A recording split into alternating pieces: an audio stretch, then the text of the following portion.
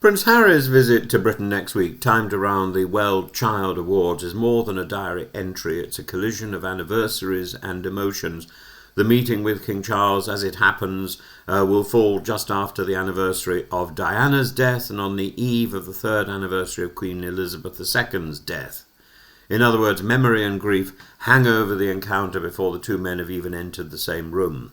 According to reports, courtiers have been shaken by Harry's alleged list of demands: full taxpayer-funded security for his family, press management from the palace, and Meghan to be treated with the deference due to an HRH, with bows and curtsies included. This is an extraordinary ask, not least because Harry is still in litigation over security with the British government and lost his appeal earlier this year.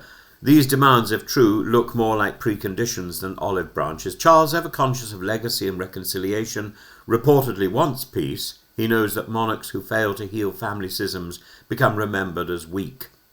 Yet William is said to believe the meeting is a terrible idea, and here we see the generational divide. William, shaped by a sense of duty and protective of the monarchy's dignity, will not indulge what he sees as his brother's theatrics. Harry, by contrast, appears to be treating reconciliation as a transactional negotiation. The date itself is treacherous. September the 8th is bound up with mourning for the late Queen. For Charles to devote time to a fractious son risks criticism that he's politicised grief with private family drama.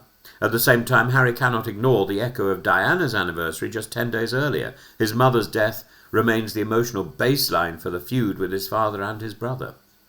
There are two possible outcomes. One is that Charles and Harry meet briefly, exchange warm words, and Buckingham Palace releases a bland statement about private family matters.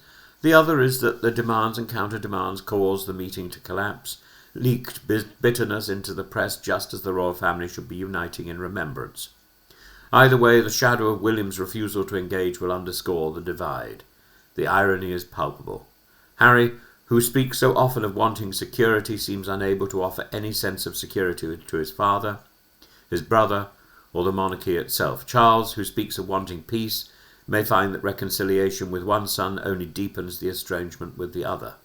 The anniversary of the late Queen's death was meant to be a solemn occasion of unity. Instead, it may become a reminder that the family that she held together is still adrift. I think this is a great sadness.